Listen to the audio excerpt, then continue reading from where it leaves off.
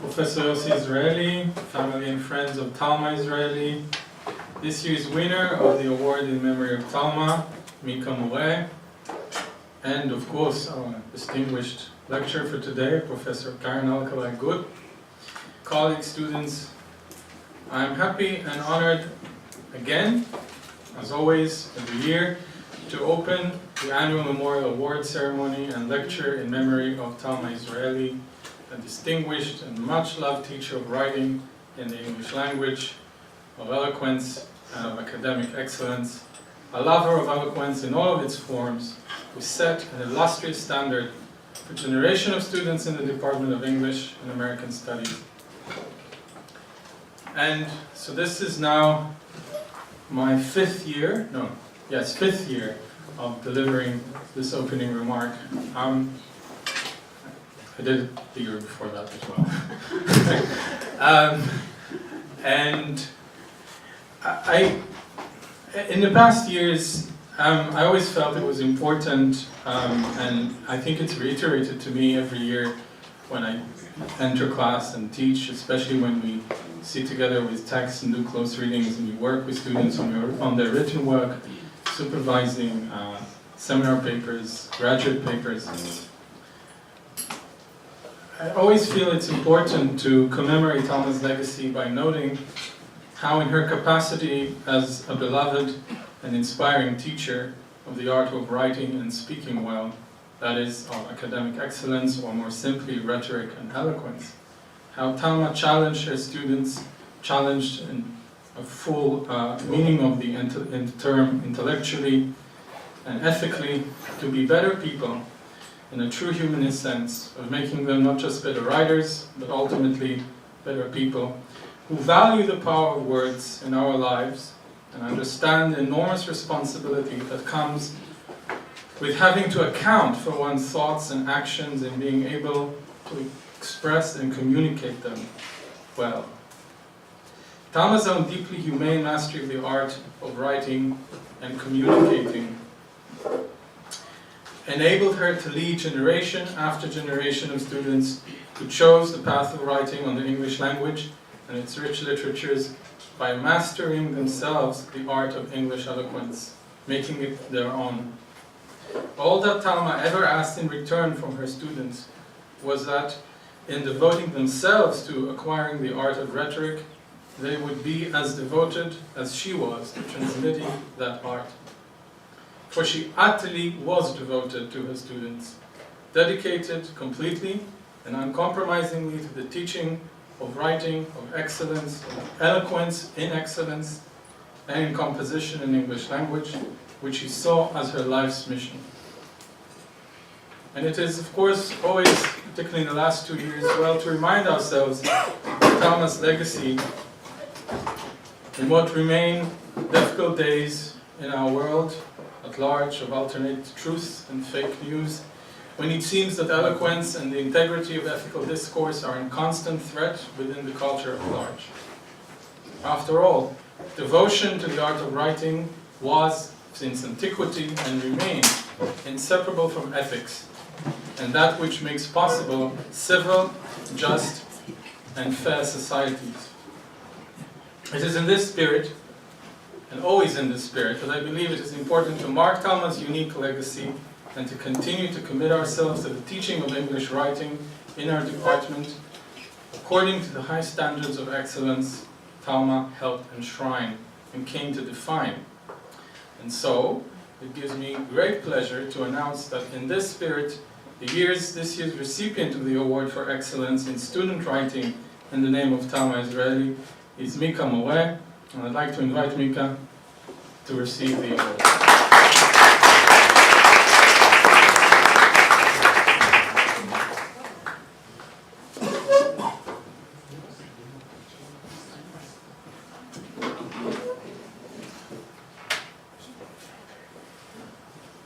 Thank you very much.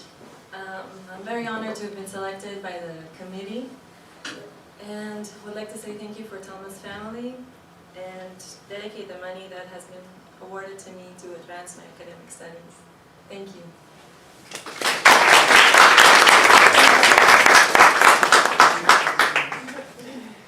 Now, special event this year. This year's lecture in memory of Talma Yizraely will also be delivered by one of her friends. We're of course honored, and this speaker needs no introduction, but I'll still give her an introduction. We are more than honored, delighted, and thrilled, in fact, to host our very own Professor Emerita, Poet Laureate, rock star, Professor Karen Alkalay-Gut, who will be sharing with us some of her recent research with the, well, what can I say? I'll just read out the title: Rhyming a Way Out of Dying, William Ernest Henley's Hospital Chronicles. Please.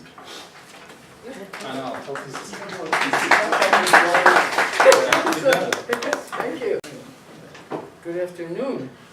Wait a minute, do I need a microphone? Yeah. Yes, I do, but the microphone is about to fall in. Because Talma, wait, let me see if I can, no, all right. Because Talma was very much in my mind when I offered this topic for today's lecture, this is less of a theoretical talk and more of a tribute to her practical approach to life. Even though I know she'd probably be smiling discreetly at my naivety, even as I deliver this talk, maybe she might be appreciating the attempt to make poetry useful. When I wrote the title, Rhyming a Way Out of Dying, I was thinking of two kinds of approaches to poetry, to the topic of poetry therapy, both becoming very popular in contemporary management of illness. One, using poetry as a support in times of pain and fear. You know, I will survive. And two, using the writing of poetry to create a narrative, a pathography that charts a process of recovering, charting a catharsis, a way to get well, showing the way to get well. There are other methods of using poetry with therapy, but they're for another lecture. Most of the current efforts in the relatively new subject of narrative medicine deal with contemporary literature written as therapy, written as, you know, a way to get well. Write this, read this. Not so much with the concept of poetry as the poetics of therapy in poetry. That's what I'm interested in. Not so much what works, but how it was first put together. How it worked then and how it works still. So what I want to talk about today in the few minutes I have here, someone has to take out a timer because I've lost all proportion here. What I want to talk about are the few months in the period when modern medicine was being created, and the patient was first being conceived of as an object of what Foucault called the clinical gaze. I'm also focusing on the lyrical form of poetry because it concentrates so specifically on the moment, and therefore the changing reactions of the individual to the progress of illness. There are many examples of people who write poetry when they're ill. After all, the situation of being limited in movement and unlimited in time, but able to hold writing materials, seems very conducive to the idea of composition. Balzac even said once that when he had this low fever and tuberculosis, that it gave him that extra push to write more intensely. But rather than enumerating all those poets who write of illness or going into theories of narrative medicine or poetry therapy, I'd like to jump right in and begin with a poem as dissimilar. It has been used by people as dissimilar as Nelson Mandela and Timothy McVeigh, the Oklahoma bomber. Invictus. Oh, we did promise I would try this out and do it. Invictus. Invictus. It was for many years used as a mantra by people in rehabilitation centers. Even though John Charity called it the most widely known bad poem in English. And I couldn't find it in any of the anthologies I looked at to date. And I looked through over 100. It's never in poetry anthologies. Nobody likes it. And yet, it is... I think I have to do something with it. And yet, it was the poem that Winston Churchill used in 1941 to the House of Commons before World War II. The poem Franklin Delano Roosevelt used when determining to run for president despite his crippling polio. The brand name of a resilient watch, a movie or two, a video game, the mantra that formed the basis of Prince Harry's Invictus games, and much more. So in the few minutes we have, I'm going to show you how this poem and the sequence of sonnets and variations of sonnets written by the same author around the same time, 1875, restore to the patient the strength to face and deal with illness. Let me begin with the poem. If you're an old, if you're old like me, old school, then you know you had to learn it by heart and you'd recognize it right away. But you could also find many videos on YouTube of famous people reciting it. This is my oldest and most favorite. It was Invictus Undefeated. Nope, not there. Because Sean, who arranged this, told him to put on to this, and it will work. Sean did this for me, and I was about to really, really praise him. And no, I'm gonna make a bigger. Put on the screen twice. Huh? Out of the night that covers me, black as the pit from pole to pole. I thank whatever gods may be So we start again. unconquerable soul. In the fell clutch of circumstance, I I have not think winced we have- nor cried aloud. Let me read it to you. No, it's a good. You can hear it? Yeah. But unbound. Beyond this place of wrath and tears looms but the horror of the shade. And yet the menace of the years finds and shall find me unafraid. It matters not how straight the gate, how charged with punishments the scroll. I am the master of my fate. I am the captain of my soul.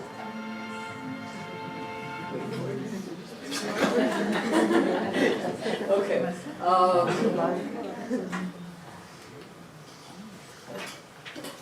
That, I mean, the kitsch part is part of the,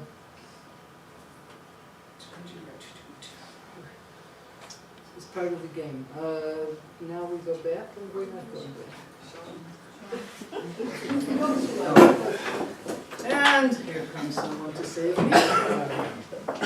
Here comes Karina to save me. Thank you. Play previous list. Now close. Oh. They say. All right.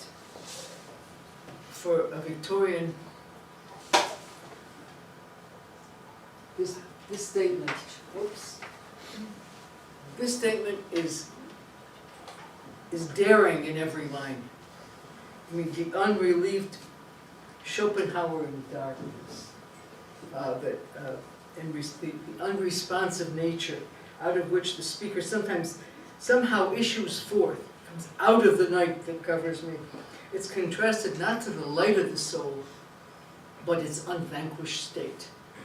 The stated existence of this soul does not provide proof of divinity, nor of powerful forces of justice. All order is indefinite, and instead of a moral monotheism, We have the equivocal and dismissive, whatever gods may be. All that is clear here is the power of the individual to create his own defiant self against an apparently unjust and malevolent unknown, paralleling but seeming to abbreviate the words of Milton's Satan. The mind is its own place and can make, in itself can make it hell. The self and his soul appear in the last line. Suddenly liberated from this hell. Having left an apparently internal dominating world of incomparable darkness, he's free to compete with the lesser forces.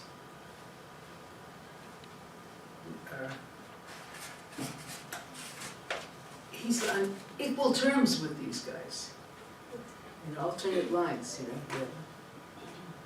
In the next verse, this way, and we will not go that way, we'll do this way, and we will go that way. Look at this. The next lines you've got, in the fell clutch of circumstance, I have not winced nor cried aloud.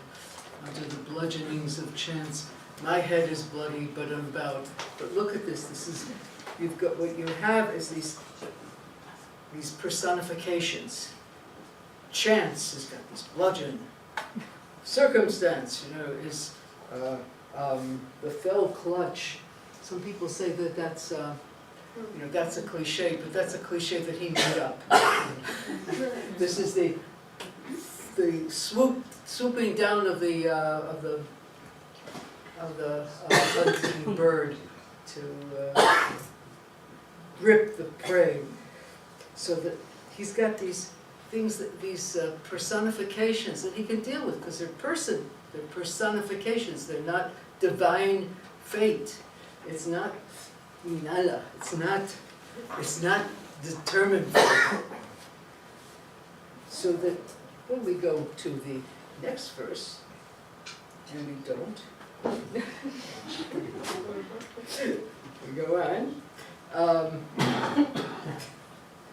When we go on to that verse, beyond this place of wrath and tears looms but the horror of the shade, and yet the menace of the years finds and shall find me unafraid. He's also reinterpreting standard theologies like he did before.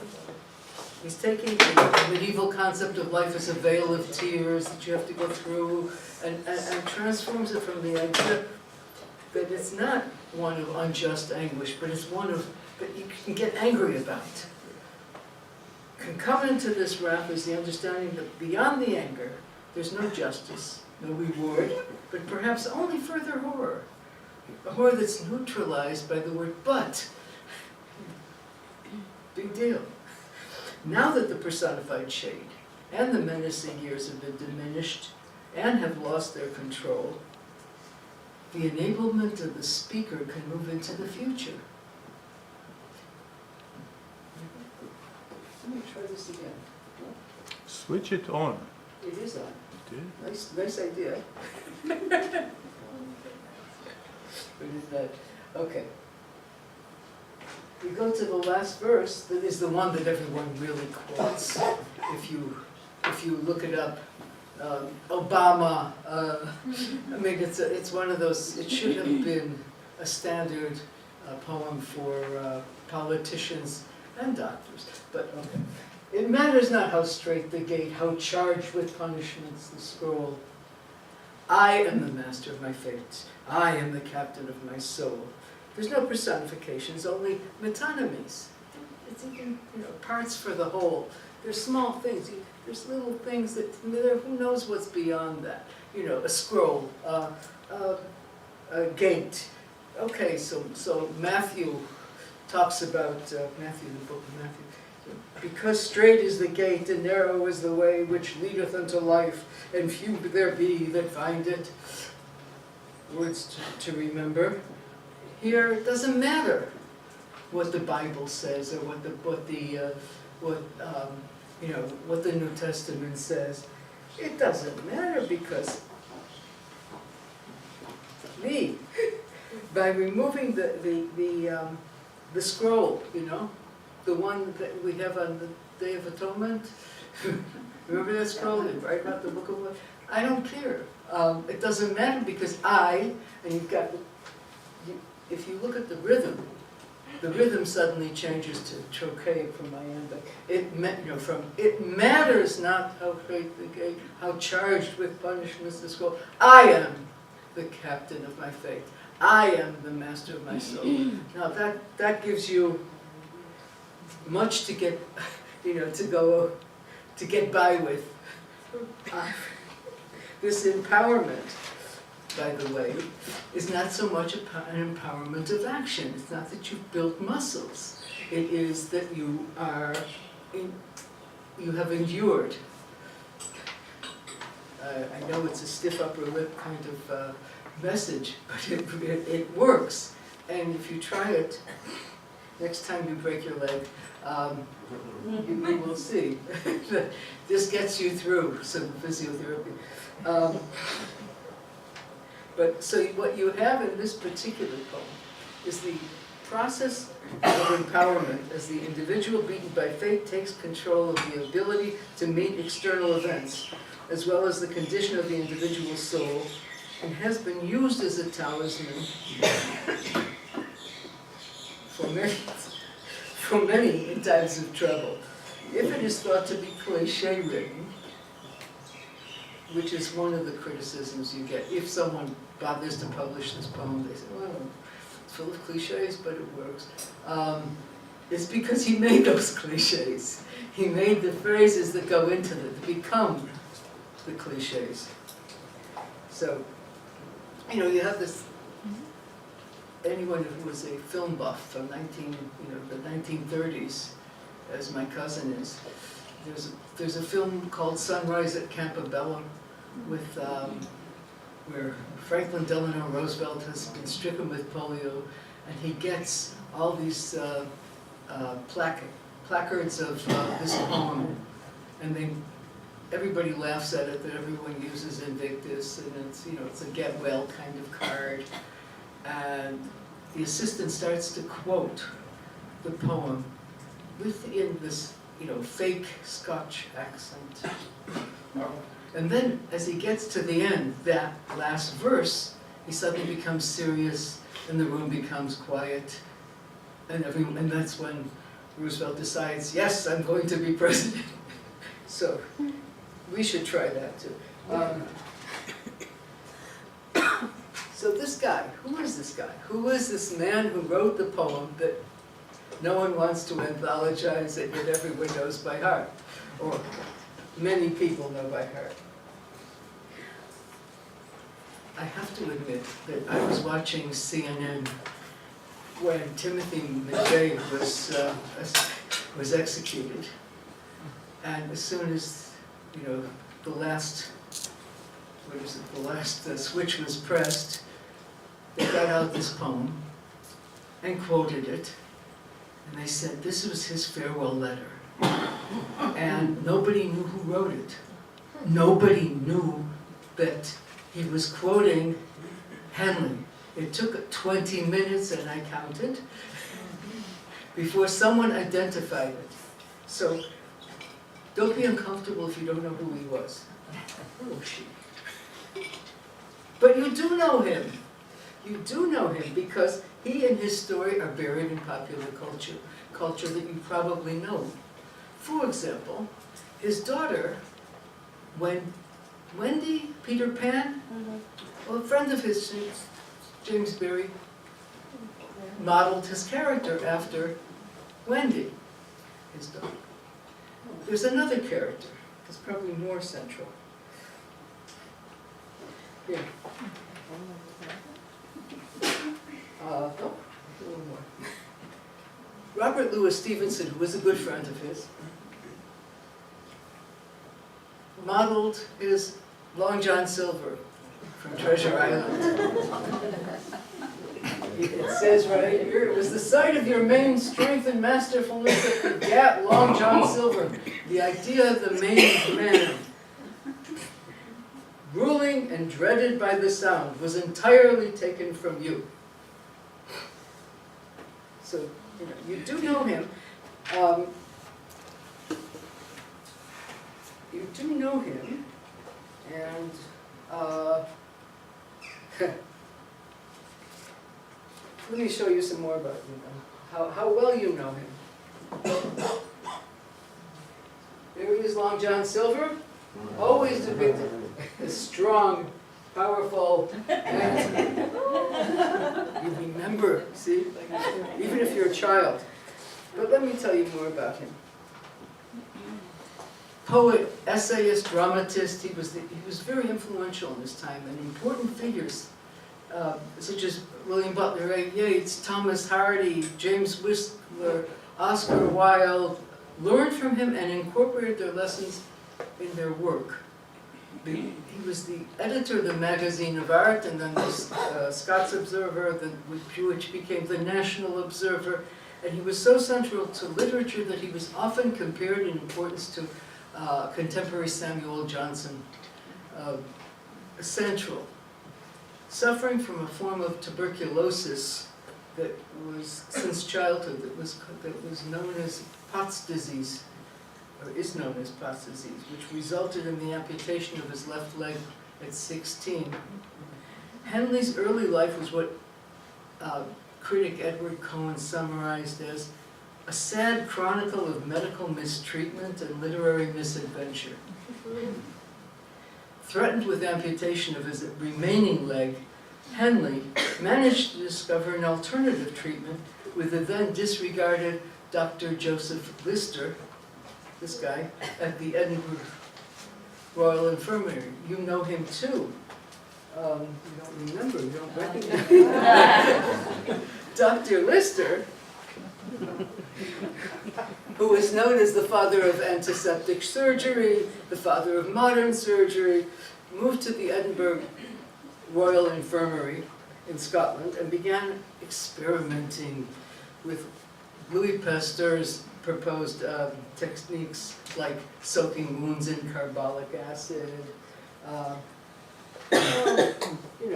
washing hands. That was a big innovation. Very big, 1860-something, and everyone laughed at him in England. That's why he moved to Edinburgh. And sterilizing instruments, also spraying wounds during operations. Very, very innovative, very much laughed at.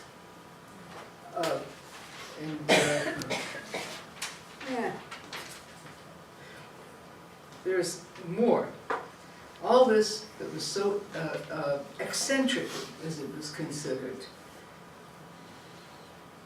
It was very daring for Henley to decide to go away, go far from home, alone, as a young man, and risk his leg on this treatment. And he spent 20 months, almost 2 years, in the Edinburgh Infirmary, from 1873 to 1875, and emerged with that leg intact.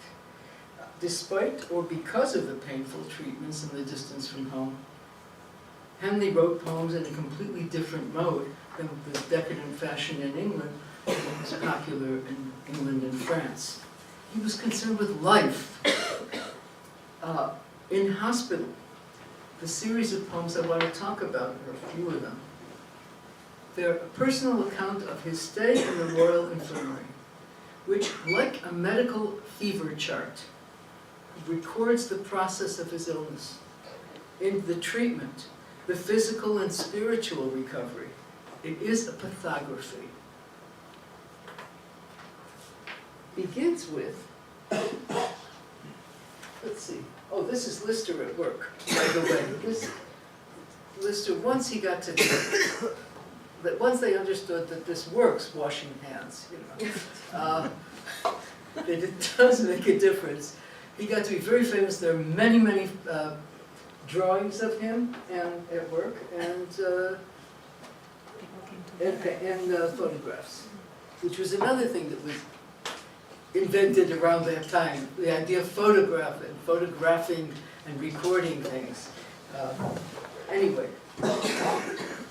here is Lister over here. Oops, I forgot I have this.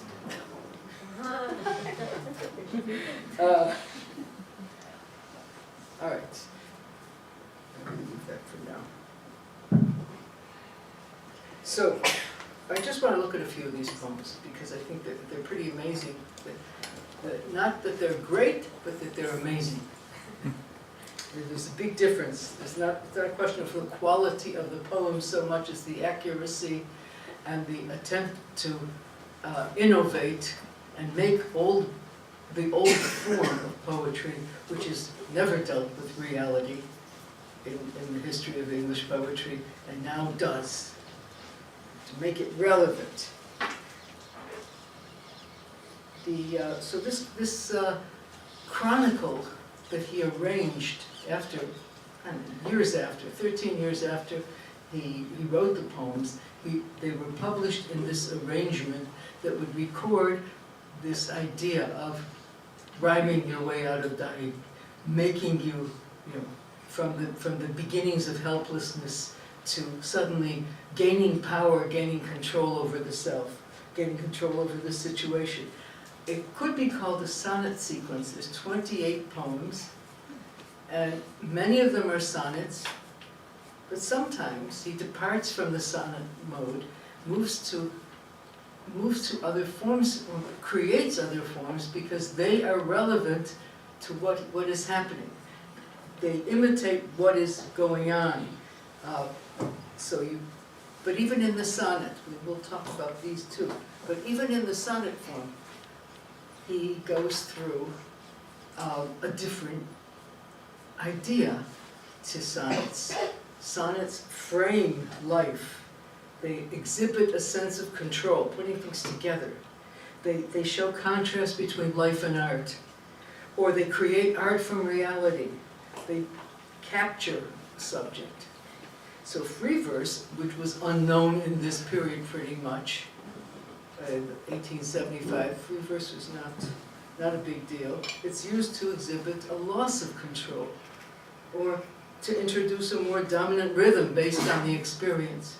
So you can do a lot with framing it in a sonnet sequence and then departing from that frame for purposes, for important reasons. The introductory poem is a good illustration. Let me see what I have here. This introduction of Balzac, from the Human Comedy. Don't strain yourself. No, one cannot say at what point a man alone in bed and ill becomes self-absorbed. So just that introductory quotation tells you, first of all, that he's in a realistic dialogue. He's in a dialogue with realism. He's justifying writing about himself, which is, it's not nice. It's narcissistic. It would be narcissistic if it were not the situation. If the situation did not demand it. Anyway, just that quote takes you to a poem. This is the hospital, by the way, that he's talking about. And he begins the whole process of the poem, of the sequence, with a sonnet called Enter Patient. It's dramatic. It's like the beginning of a play. He also wrote a few plays together with Robert Louis Stevenson, who were pretty successful. Let me read this, because Alan Bates didn't do it. The morning mists still haunt the stony street. The northern summer air is shrill and cold, and lo, the hospital, gray, quiet, old, where life and death like friendly chafferers meet. Through the loud spaciousness and draughty gloom, a small, strange child, so aged yet so young, her little arm besplinted and beslung, precedes me gravely to the waiting room. I limp behind, my confidence all gone. The gray-haired soldier porter waves me on I crawl, and still my spirits fail. A tragic meanness seems so to environ these corridors and stairs of stone and iron, cold, naked, clean, half workhouse and half jail. Now, you see the first few lines describe the general scene. You get the background, which becomes more specific in the third line, as the imposing hospital is viewed from the outside. I think I have some more, here we are, more specific here. You can see that first he's describing the hospital, and then moves, it's like, you know, quatrain, sestet. You've got the proper sonnet form, almost proper. But he separates it. And only in the last part, in the sestet, is the patient I introduced. Because I'm nothing. I am nothing. This hospital is everything. And who am I, limping and crawling? And then the poetic gaze widens. Once again, the dominant environment and the helplessness and alienation of the individual in this context. The concept of institutions frames and invades the whole scene. Hospital, workhouse, jail, even the soldier porter give the sense of the loss of independence. Anybody been a patient? Anybody felt that?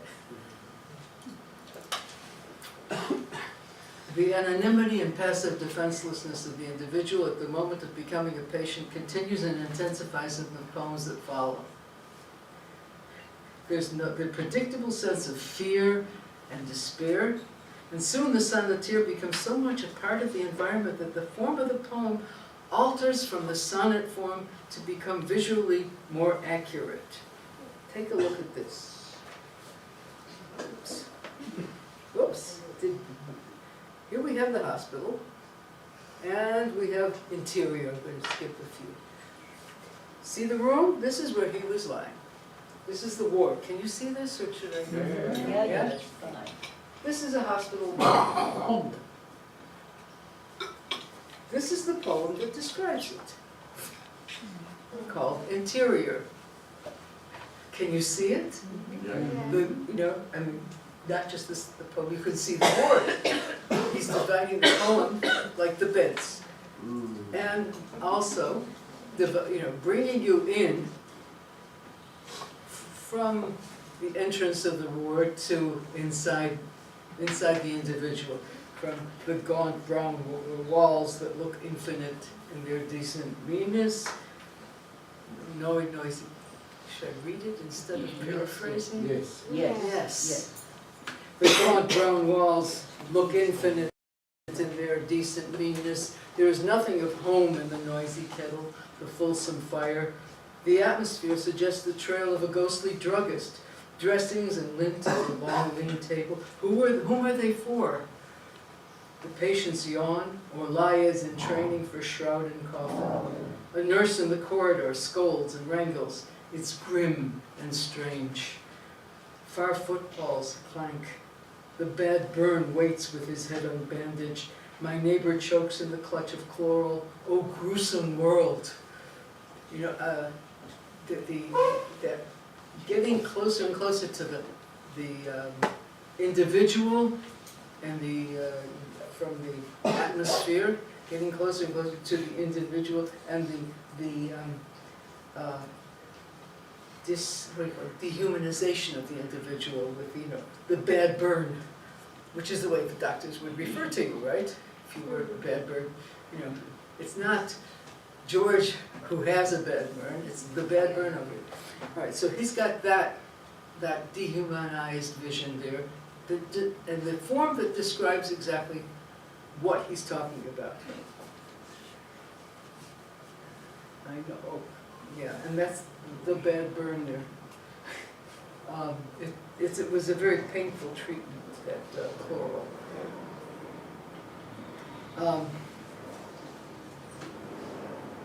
The next poem, let's just go on with this. If you're still with me, we have more pictures, there's more and more. They're all Lister at work. The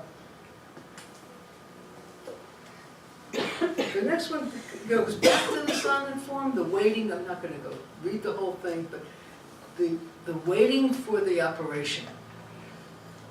It comes very early in the whole sequence. And he's like, very tense. You know, I don't have a wife, so I don't have to worry about this if I die. 50% of the people in operations in England at the time were dying. The operations were successful, of course. So when he says at the end, here comes the basket, because you were carried. That was the way it went. It was big. So here comes the basket. Thank you, I'm ready. But gentlemen, my porters, life is brittle. You carry Caesar and his fortunes. Steady. You know, I'm not going to go down. I'm not going to go down with no argument. I do want you to see the next one, which is operation. Different form, not a sonnet. Look what happens. Look at the, I'm going to read it because you've got to hear the beat.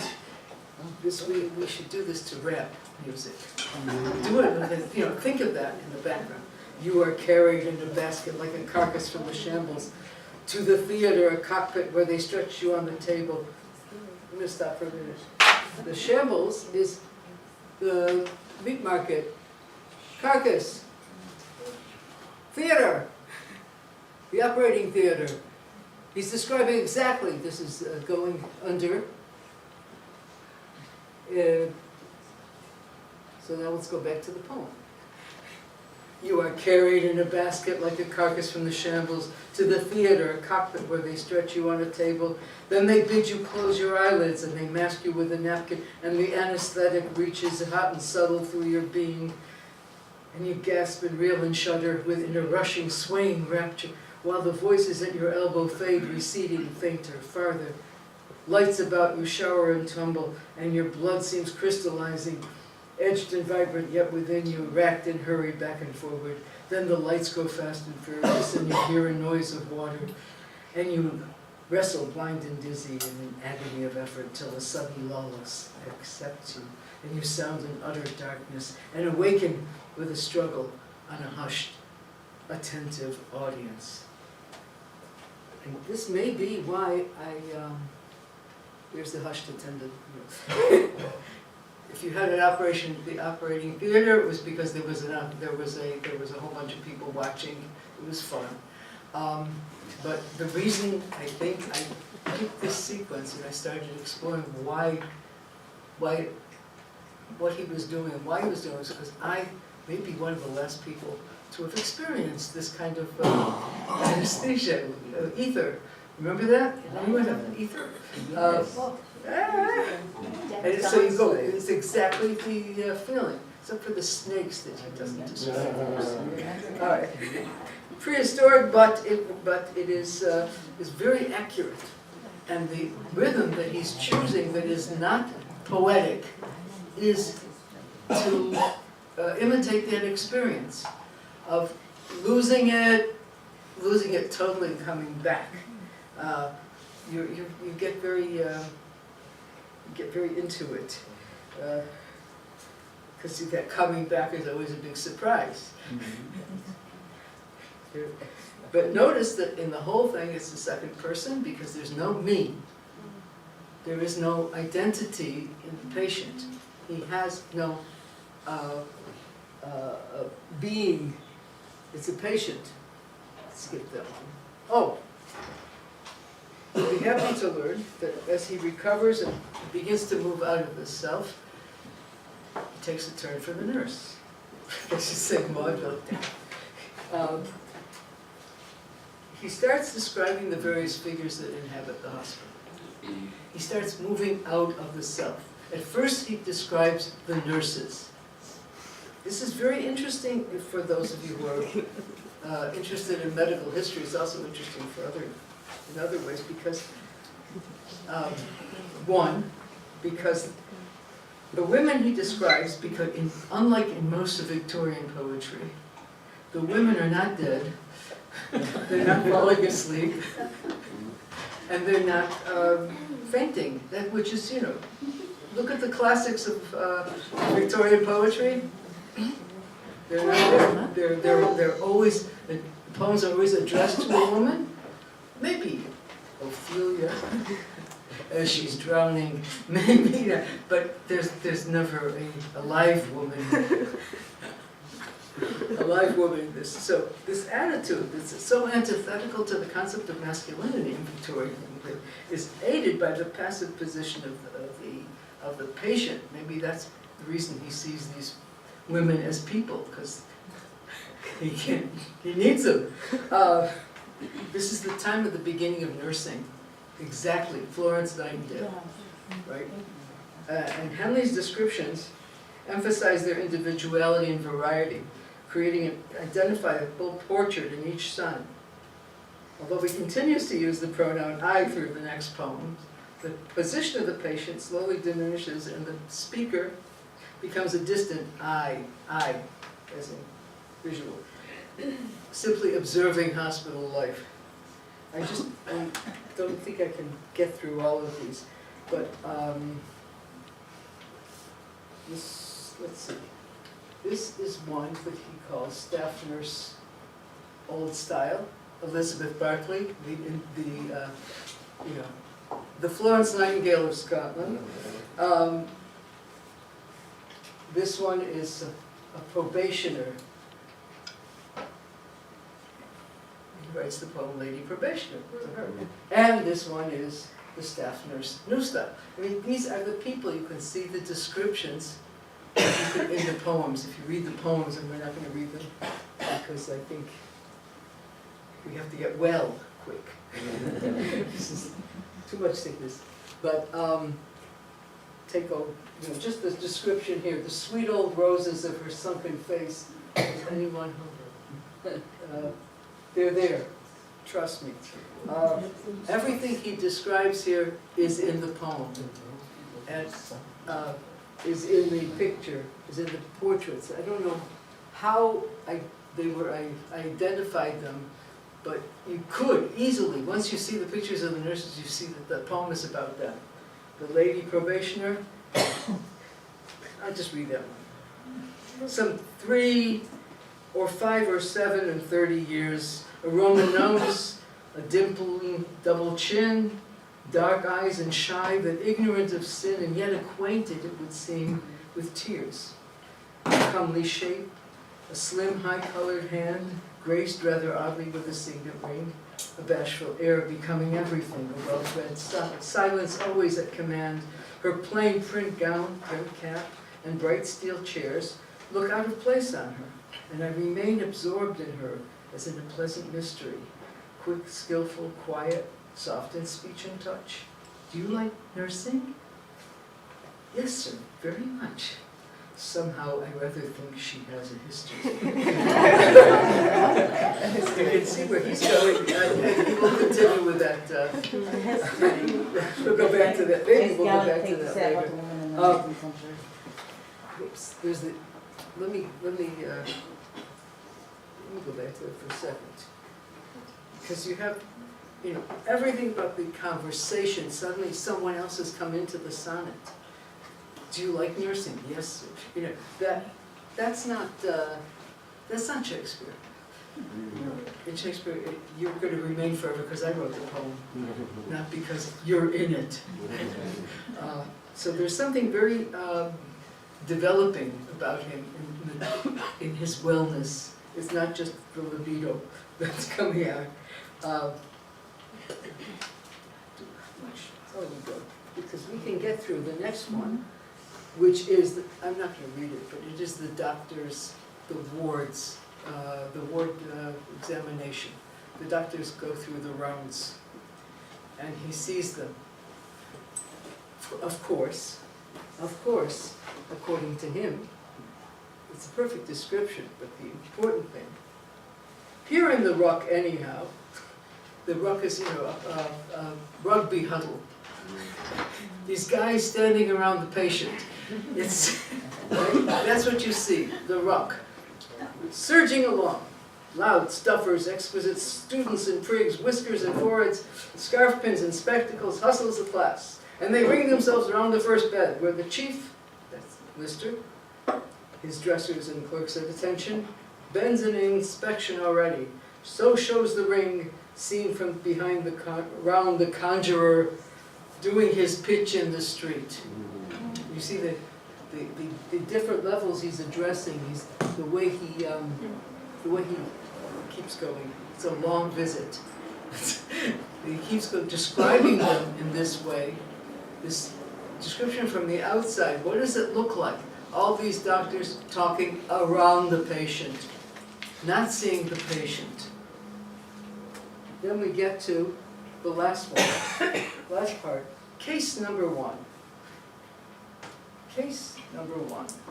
And case number 1 sits rather pale, with his bedclothes stripped up, showing his foot. Alas, for God's image, swaddled in wet white lint, brilliantly hideous with red. This is after a treatment, and the doctors move away. He's case number 1. Now one can see case. Now one can see case number 1. That, you know, the way you are dehumanized in an examination in the wards.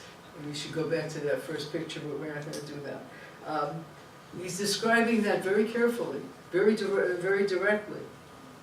The professional attitude, the new professional attitude. Remember that this is a time at the beginning of real hospitals. I mean, hospitals where you have professionals like nurses, doctors, who are beginning to get accreditation. Remember that before that there was no accreditation. So this is a new kind of system that he's describing, and that results in the humanization of the patient in some ways. It's not your friendly guy with the bag that's coming to your house. So, now, this removal of the figure of the eye. Oh, here's Lister. And here's the poem about Lister. A sonnet again. We don't need that. I just wanted to show it to you, that whenever he describes an individual, he tries to make it in a sonnet form. Whenever he describes something, an unusual experience, like casualty, a guy who there's nothing to do with him, he's going to die any minute now, you're just going to, the woman next to him is just watching and waiting. Then it doesn't fit into a portrait. Suicide, the guy who tried to kill himself and will eventually succeed. The scrubber, the people who go beyond what you can paint in a picture.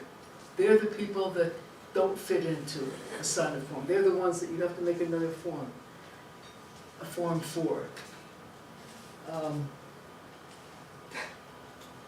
That was Robert Louis Stevenson, and he did a poem about it. But I'm going to give you just the last poem because you're waiting for the end.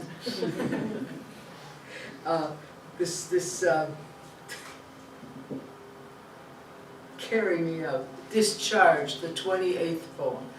Obviously from Enter Patient, you have discharged. And he's using the same phrases that he used at the beginning. Remember, he crept along. Remember, he couldn't walk. He was being led. He couldn't. He followed behind. Now it's carry me out. Not that I can walk, but that I can give orders, which is what counts. Carry me out into the wind and the sunshine, into the beautiful world. Oh, the wonder, the spell of the streets, the stature and strength of the horses, the rustle and echo of footfalls, that faint roar and rattle of wheels, a swift tram floats huge on us. Is it a dream? The smell of the mud in my nostrils blows brave like a breath of the sea. As of old, ambulant, undulant drapery, vaguely and strangely provocative, flutters and beckons. Oh, yonder, is it? The gleam of a stocking? Suddenly, its spire, wedged in the mist. Oh, the houses, the long lines of lofty grey houses, cross-hatched with shadow and light. These are the streets. Each is an avenue leading whither I will. Free, dizzy, hysterical, faint, I sit, and the carriage rolls on with me into the wonderful world. It's not that he's stronger, but that he's got all kinds of phallic symbols in there. Yeah. we won't go into now. But you see that he's got his power back. He's still being carried. But the world as it is wonderful. Reality, and that's the point of this whole talk, reality creates a poetry of its own. Henley's rhyming here has charted his way to health. Thank you.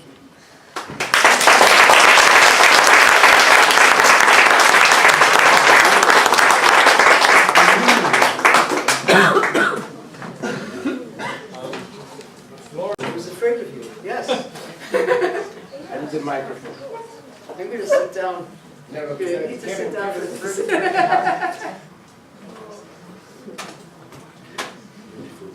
What Kevin has told us has direct connection to Talma. Look at this picture. It's belying. You don't understand the picture. It's a half a picture. The other half is me. We are dancing at sunset by the Kinneret, the day she was told the cancer is back. This was the way the Talma knew something that remained mysterious, secret, love. Our friends took the picture, tears in the eyes, and Talma is smiling. I'll go back to the hospital that Karen just mentioned. In the last 3 days, she was hospitalized, only the last 3 days. My 2 sons stayed the night with her, and early in the morning I replaced them. They're not here now because they got stuck in a traffic jam in Hedera. So they called me and said, sorry, but they are here. I came to replace them. Talma was as beautiful, thinner, something which is like a queen of the lost tribe, something different, elsewhereness. And a friend from the States who came to depart brought flowers. At that moment, Gila was the head nurse, came to the room, and Talma told her, Gila, you were here until midnight. What are you doing at 7 o'clock here? This was Talma. And then our friend Tova gave her a bunch of flowers. Talma had the flowers and told us a story. A good friend of hers is still with us, Dennis Werber, the conductor. He was a childhood friend of Talma. He built a new house in Beit Zayit years ago, and Talma came to visit him, and she brought nothing. So she picked flowers from his garden and gave it to him. As you laughed, she laughed and passed away. With the flowers in hand, Dom Lev. It sounds like a fairy tale. She was a fairy tale. And toda lachug, toda lachug, toda lekulam, toda lekeren. I will just mention, I see Milet and Helen here. Talma knew that she's not going to, she knew exactly, the span of her future. I think she bought a present for, I think Milet was expecting, and Helen's son was to get married. So Talma bought presents in advance, give them, and return stuff to people. She taught us how to die. It's the greatest lesson. You can't explain how.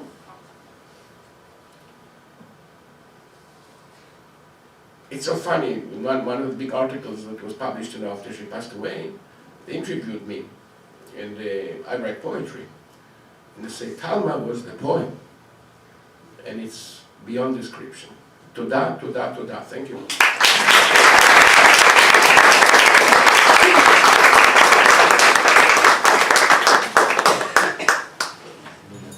have to admit, I still have an ink pot that she returned to me.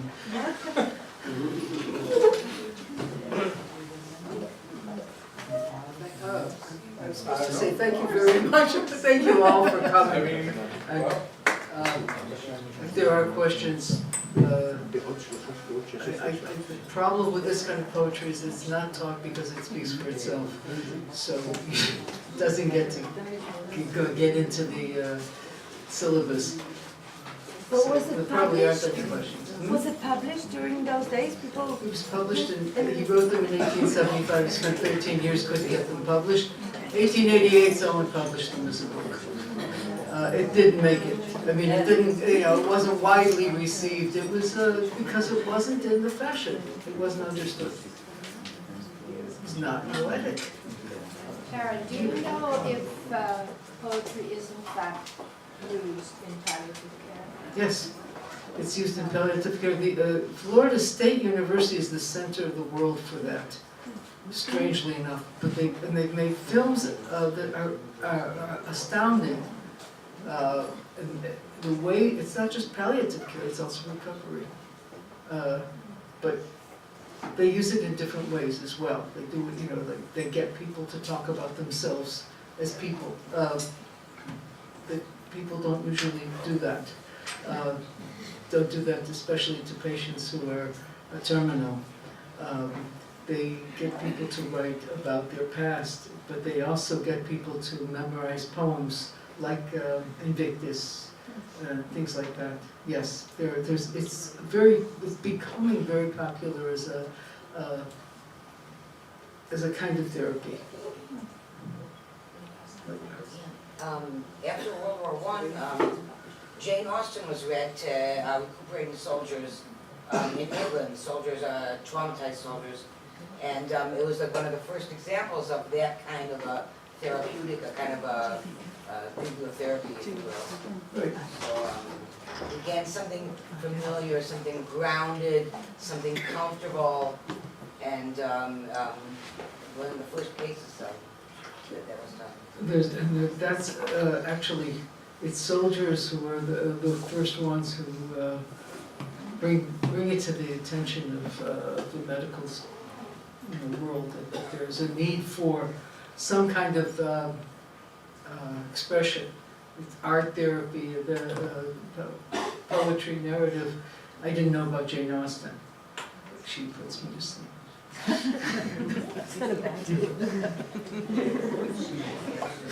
Are there any other questions? No. Okay. I do thank you very much for listening to this. Okay, well,